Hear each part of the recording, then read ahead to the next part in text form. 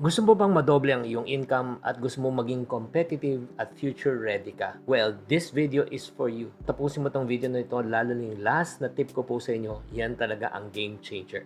Videos that will make you wealthy and debt-free. Hi there, this is Chinkitan, your pambansang wealth coach. Sobrang excited ako sa session natin na ito. Bakit? Kasi I want to help you and equip you on how you can really double your income right now in this 21st century. Alam nyo, napakabilis po talaga ang pagpalit ng panahon, no? Pagbabago. Because yun nga, the only thing that is permanent in this world is change. Kung di ka magbabago, maiiwanan ka. And the digital world is really evolving. Alam na po naman natin yung AI, marketing tech, lahat nagbabago yan every single month. Kaya ang tanong ko sa inyo, are you innovating or are you evaporating? So, anong dapat nating gawin in order for us to double our income? Actually, ito lang kailangan po natin gawin. We need to learn how to upskill. Everybody say upskill. Ang ibig sabihin po ng upskill po, meron na po tayong sariling kakayanan, di ba? Meron ka ng alam ngayon, pero kailangan galingan mo pa. Ako sa panahon ngayon, one thing that I've learned is yung data po, yung information, it's for free. Nag-umpisa yan sa Google, pero right now may mas matindi, AI na. Si Google, hahanapin mo pa. Si AI, siya na maghahanap para sa iyo eh. Ang importante po ngayon is how can you translate the idea right now na kukuha mo into reality. Ito yung tinatawag na the power of articulation. Ma-articulate mo. Like for example, I'm able to articulate yung mga complex ideas and make it very simple for people to understand. That's the reason why you're watching this video. Do you agree? Type agree sa comment section. So, importante po, kung magaling ka sa pagsisimplify, ay nako, ang laking perang papasok po sa inyo. Like for example, ito yung dapat yung pag-aralan na, number one, again, AI technology, data analytics, and then digital marketing. Alam mo, itong good news right now, hindi mo na kailangan maging IT expert para matutunan to. Ang dami na po ngayon tools ng free online course or paid online courses or resources. Ang tanong na lang ganito, gusto mo bang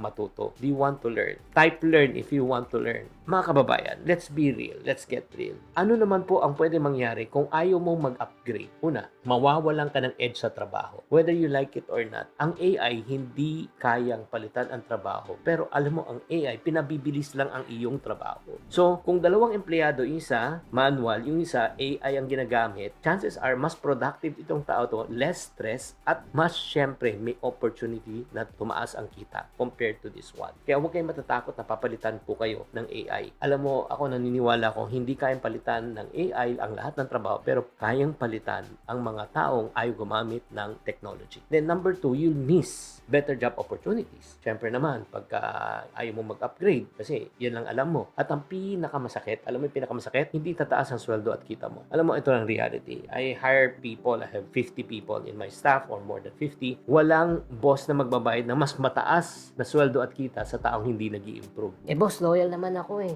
Loyalty is good, pero in business, alam mo, ang value talaga, loyal ka na, tapos nakakapag-produce ka pa. Diba? Kung nakakapag-produce ka, pwede ka mag-demand. Kaya let me ask you this. Ito personal question lang. What are you doing to increase your value? Nag-upskill ka ba? Natututo ka ba ng bagong skill? Ano yung mga gusto mo? Alam mo, dapat hindi maging hadlang yung edad o trabaho o kabisihan para tayo matuto. As a matter of fact, may in-interview po ako, isang beauty queen, tapos naging voice artist, naging host po siya. Ang pangalan niya si Joyce Burton Titular ng Successcon. Kahit na successful na siyang broadcaster, pero alam mo, nag-upgrade pa rin siya. Alam mo bakit? Kasi gusto nga niya mag-masters, mag-take ng global courses. Ay nako, para siya pa ay mas tumaas ang kanyang value. Kaya nga alam niyo to mga friendship, may mga tools na po ngayon, like mga short courses, as low as 9,000 pesos, 10,000 or 15 to 20, depende kung anong courses na papasukin mo, in 3 to 4 months, you will gain real skills. Like for example, freelancing, virtual assistant, content creation, lahat yan, skills yan. Alam mo, diba, sa Mapuan School, they even teach yung real life cases ng mga